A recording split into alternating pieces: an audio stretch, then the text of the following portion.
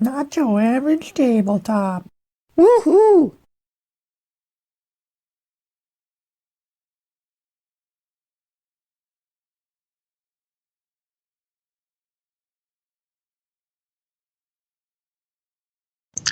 Welcome to Not Your Average Tabletop. I'm Zach, and today I'm doing something a little bit different. I've got a special guest here, Jamey Stegmaier from Stonemaier Games, and maybe you can introduce yourself a little bit, Jamey, to kind of talk about what you do.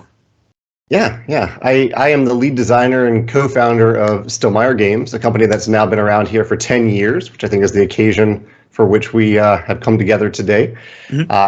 I am a designer and a publisher of games, and a developer of games like Wingspan behind you that I did not design, but was designed by a wonderful other designer, in this case, Elizabeth Hargrave. And I also write a lot about entrepreneurship and Kickstarter, and I talk about game design on my YouTube channel. Yeah, you definitely do a lot, and I like to keep up with a lot of those things that you do as well. It's a lot of fun being in the know, kind of, in a way. So today I think we're going to be able to talk about some of the things Stonemaier Games is doing to kind of celebrate the 10 years and some of those releases that you guys are hoping to do, and the shipping has kind of delayed those for you guys.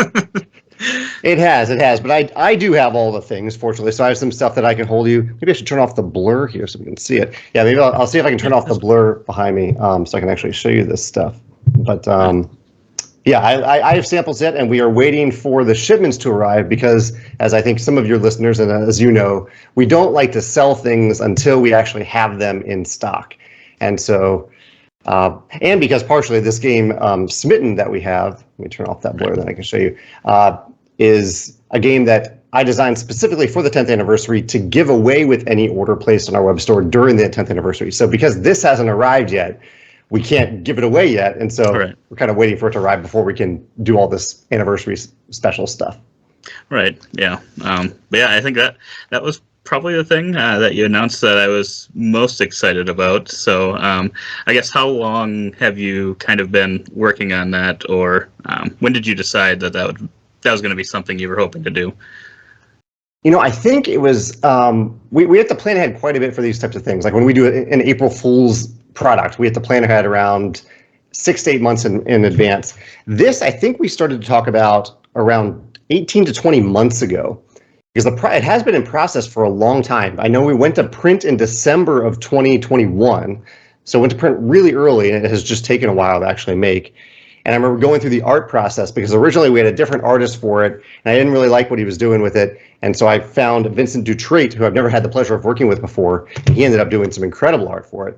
So it's been in the works for a long time, with the very beginning origin story being that as a kid I loved collecting comic book cards. Specifically, there was a set of comic book cards where the cards formed a 3x3 grid once you put them together, this like seamless panorama. I've always wanted to do that in a game, so I figured this was a good opportunity to give it a try. Yeah, and I feel like the Vincent Dutrait artwork kind of almost has that comic book feel to it. So yeah, I think that was a good choice for sure. Thanks. But I guess kind of with that, I think that kind of nods to some of your previous games, kind of like Rolling Realms does. Where was that in the process compared to when you were doing Rolling Realms? Rolling Realms, where was Rolling Realms? So if I was working on this in early 2021, I think was when I started working on it. Where was Rolling Realms then? I think Rolling Realms was also in progress, working towards being printed. Rolling Realms was one that I designed at the beginning of the pandemic. But we didn't print it or release it until the end of 2021. So this is probably around the same time that I was working on Rolling Realms. And I don't know, we do a lot of meta stuff here at Stonemaier Games, like Rolling Realms is very meta. This game is very meta. We've probably done enough, I think, meta stuff. We might have to move away from that for a little while. We'll just do like Easter eggs. But yeah, it's been fun doing the meta stuff, especially for Stonemaier fans who get a lot of the references. Yeah, for sure. I was just kind of wondering, since they kind of not necessarily came out back to back, but came out pretty close to each other compared to the other things, if that was kind of always the plan or it just kind of ended up being that way. A lot of stuff just ends up being that way. Like it'll be maybe a little figment of an idea at some point, and then I'll bring it up with the team, or I'll bring it up with our shareholders, and we'll have a good chat about it, and we'll just be like, okay, let's just do it. Let's just make it happen. So we have like little figments of ideas that are in the works that someday we'll reach a tipping point where we're either like, okay, let's do it and make it happen, or let's not do it. And I think this just reached a tipping point where we were like, why not? Why not make a game specifically for our 10th anniversary celebration, and why not give it away for free? Yeah, that's awesome. But yeah, so I think another thing that you kind of announced was the Between Two Cities Essential Edition. Yes, yeah. This one was one. Oh, sorry. Yeah. No, go ahead. Yeah. This is actually so Between Two Cities, kind of in preparation for doing our Stone Timber thing.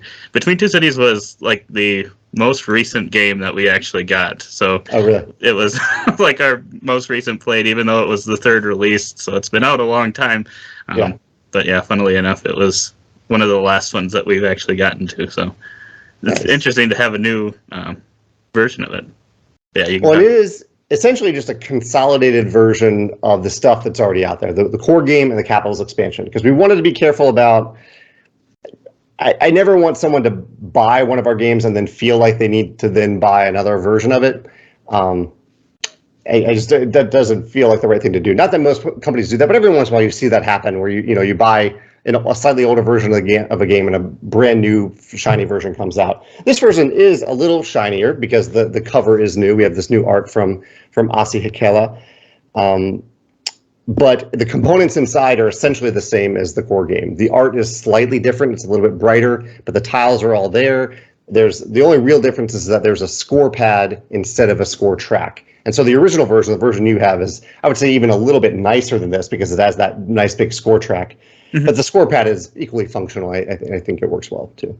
Mm-hmm. Yeah, I guess, since I saw this one, I was kind of thinking, too, I was wondering, do you think you'd ever do Essential Editions now that you've kind of done one for Viticulture, Between Two Cities? And I was kind of thinking which one you could possibly do next. Have you ever thought about maybe Euphoria or anything? Someone asked me that today, and I was thinking about, so Viticulture is a good example of, I don't know, it doesn't really fit into this answer. I don't have a great answer for that. But one of the reasons we wanted to do this for Between Two Cities is that we originally made the game at a time where we were looking to have like a diverse array of games in our portfolio. Like we wanted like some super long epic games and some medium weight games and some shorter games. And after we published it, we kind of realized that our sweet spot, the thing that we enjoy working on the most, are medium weight Euro games. And so that's like the vast majority of our games, are medium weight Euro games. Even Rolling Realms, probably, even for someone who knows it pretty well, will take 30 to 45 minutes. Playing 3 rounds of it ends up being kind of in that category, even though it's a fairly light game. But Between Two Cities is like a 20-minute game. It's super, super light, super fast. It's almost a filler. And so we realized that we could update it to fit better into our portfolio by incorporating capitals into the core game itself and just making an Essential Edition. Because just by doing that, we beef it up to like a 35-minute game, maybe even 40, 45 minutes sometimes. And it has that feel of a light to medium weight Euro game. So I'm answering that long answer because with Euphoria is already solidly a medium weight Euro game. Right. And so I think it's unlikely, like we definitely don't have any plans to do that. It's not impossible that it might happen someday, but it's unlikely. Mm-hmm. Yeah, that makes sense. But yeah, I guess I can't think. Is there any other questions I kind of had for Between Two Cities? It's pretty much the game you already know. Just right. Kind of a slightly I do really like the cover of this one for sure. Thanks. It's really I nice. I do too. Yeah. I think I'd even gotten fooled by your little teaser picture when you kind of had the Rolling Realms over the box of this one, and then also had that Smitten card kind of in there as well. I was kind of like, what's going on there? But now that I've seen this stuff, now it makes more sense. Yeah. So then the next thing I wanted to talk about was the Rolling Realms, new different realms that you've got are releasing all in a combined pack of 3, I believe. Well, they're separate packs still, but the thing that we do it differently this time is normally I've been releasing like one at a time, and we have so many of these in the works. And because when you play Rolling Realms, you play a round involves 3 different realms, and so I thought it might be a little more fan friendly to sell 3 at a time, and that way you can play a whole round by itself just with the new realms. And it's more shipping efficient to ship more than one at the same time as well. So I think this is the method we'll use going forward. And so this month we have A Feast for Odin, we have Honeybuzz, and of course the surprise is Smitten, because I didn't announce Smitten until just yesterday. So there's a Smitten realm as well. Yeah. So yeah, I think the Smitten one definitely makes sense, being released alongside the game itself. Yeah. Was there anything that influenced you to pick Honeybuzz and A Feast for Odin to go along with? Yeah, that's a good question. For A Feast for Odin, this was similar to Terra Mystica, actually. The German company that we work with, Forland, their translator and a proofreader that we work with, who happens to work there, they have the rights to it. She had an idea for a realm, and so we were like, okay, sure. Like, we already have worked with you on Terra Mystica, at least Terra Mystica realm, not the game itself. So let's go ahead and do that. With Honeybuzz, I played disc golf with the designer of Honeybuzz, a friend here in St. Louis, Paul Solomon. And so I thought that would be a fun one to do, to support Paul and also support a game that I like. And Paul designed the realm for Honeybuzz, which is fun to see what he created for that. And then Smitten, of course, it's a new Stonemaier game, so we've got to have a realm for it. Right. Yeah, I'm definitely excited. I really like Honeybuzz and A Feast for Odin as well. So I think those were some good choices. But I do know you have like a whole stack of realms, so I'm definitely looking forward to those. Do you have a plan of how long just for those ones? Because I'm guessing there will be more than just those at some point. But do you kind of have a plan as to when you think you'll get through that stack at least? It is a big stack. I think it'll be, so my very tentative plan, if you can say plan about this, is that we often have gaps of like 2 to 3 months in between expansion and game releases, because we only release maybe 2 expansions a year, and we only release maybe 2 games a year. And so somewhere kind of in the middle of those gaps, I think, is when I will release 3 promos. So it'll probably happen roughly every 2 to 3 months. And I'm looking forward to just getting a lot of them in our warehouse. Like, some of them are, I think, shipping to us right now. Some of them are in the works and will ship to us in a few months. And once I have them all together, then it won't matter that I designed one 8 months ago and I designed another one a few months ago, because just like if I want to pair 3 together that I think look cool, maybe the colors look cool together, the themes look cool together, or maybe, I don't know, like if A Feast for Odin has a new, or I'll use this as an example, if like they had a new expansion come out, then I could say, okay, this month, since people are talking about A Feast for Odin, I'll make this the month that we pull out that promo and release it, that type of thing. So it is a plan, kind of, but we want to stay flexible and kind of go with things that emerge in the greater gaming hobby, since a lot of these connect to the greater gaming hobby. Right. Yeah, that makes sense, 100%. Yeah. But yeah, guess I was kind of thinking with Smitten too, since it was kind of a surprise and kind of out of nowhere in a way. Do you think you'd ever do that with a kind of larger game, and just out of nowhere have it maybe show up on your chart as shipping or something like that? Well, we kind of did that a few years ago with Between Two Castles. It was the first time that we really started to kind of do a surprise, where my little side was a little bit of a surprise, but for Between Two Castles specifically, like, we announced it and we said, not only are we announcing this to you, but we're selling it right now. It is in stock. We are selling it today. And we kind of learned from that, because I think it was too fast. Like, some people were excited by it. Pre-orders were pretty solid, but it was just, I think people needed a little bit of gap in time between hearing about it to get like excited about it and anticipate it, and then pre-order it. So that was when we started to increase that gap a little bit, not a lot, but to a few weeks, 4 or 5 weeks at most, ideally 3 or 4 weeks. Right. So I think we want to continue to surprise people for sure, but I think the surprise will happen when we start to reveal stuff rather than when we start to sell it, which was the intention for Smitten, which was the exception to that rule. The intention was to sell it yesterday. We just couldn't, because we don't have it in stock yet. Right. And I guess with that, I think I don't remember what video it was. Did you talk about possibly putting that in people's orders and stuff where they could kind of collect it over time? I guess how Yes. serious were you about that idea? Yeah, that was one of the original ideas for it. And that was actually, I think before it was a game, we were just like, okay, what if we make a card inspired by each of our games? We'll just make it, because there's a Charterstone card. We'll make a card inspired by Charterstone, and we'll just slip them into different orders and not even say anything about it, and let people kind of talk in the Stonemaier Games communities online to figure out what was going on and how their card connected to other cards, and they could form these panorama images. And I think for a very small number of people, that would have been pretty cool and exciting. But I think it also would have been confusing, and the cards probably, a lot of them, I mean, some people would have kept them. I think some of them might have been recycled because there's nothing to do with them. And so eventually we were like, okay, instead of making people play this game, this meta game, we'll just make a meta game and let them play it and just include that for people to play. Mm-hmm. So, yeah, I don't know. I don't know how that would have gone. What do you think? Do you think that would have been confusing or fun? I could see it being fun, but I do agree. Like even when some games come out with promos to some of their former games, I feel like most of the time I'll recycle those or whatever, get rid of those, just unless I had the game. So right. I could see that definitely being the case, unless it was. It'd almost have to be like somewhere written that this could be important for something else and keep it. But then it makes you wonder, and you don't want to build it up too much either. And I think you made the right choice. I'm curious, Zach, one of the things that we announced yesterday, just a fun little thing, is that we put out a 20-question quiz about how well you know Stonemaier Games. Did you take the quiz, and what did you score if you did? I did take the quiz, and I got 15 out of 20. So okay.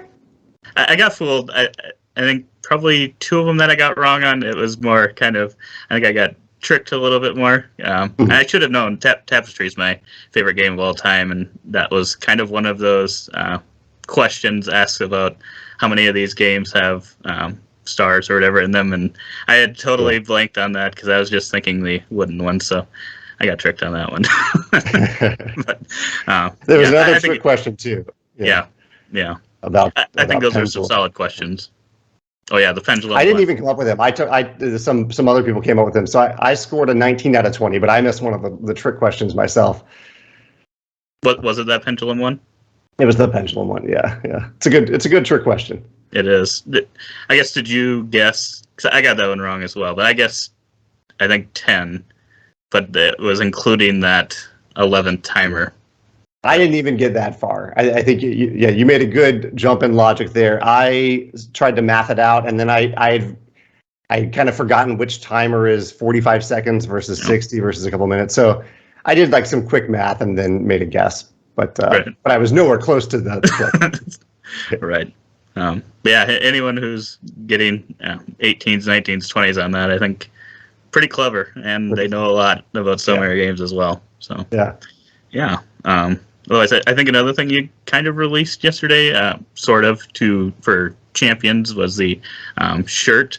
I guess I was just wondering, do you think Stonemaier Games would ever release a shirt? Because this is probably my favorite Stonemaier Games shirt, but you guys make solid shirts. I've just wondered if you'd ever make one kind of just for everyone, whether they be a champion or ambassador or whatnot. That's a fair question, because we have the ambassador shirts. That's what you're wearing right now. We have the champion shirts once a year. Actually, we are doing one. I guess this is a little bit of a spoiler, but I think we are doing one for April Fools. This coming April Fools, I think we do have a shirt, so that will be open to everybody. We are going to do that. The tricky thing, shirts are tricky though, because they take over a month to make usually, and then even after they're made, we have to ship them from the U.S. to the other fulfillment centers that we have.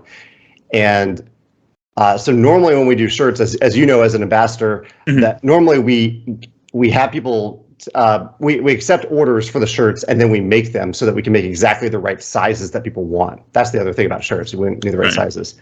So for April Fools, we're kind of just going to make the sizes that we think will work. I'm guessing that some sizes will sell out too fast, some of them might not sell out too early.